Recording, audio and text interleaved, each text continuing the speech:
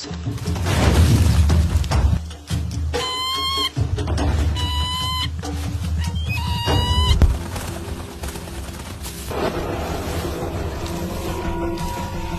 weavers can sense the approaching menace, and tensions run high.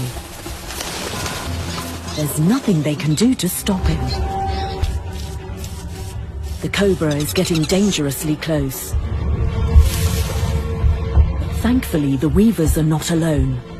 Pygmy falcons may be the smallest raptors in Africa, but they're also one of the most aggressive. Their first offensive involves screaming to intimidate the snake.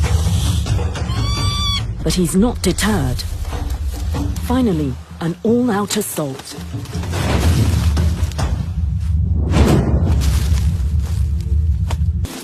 That's quite enough for the cobra.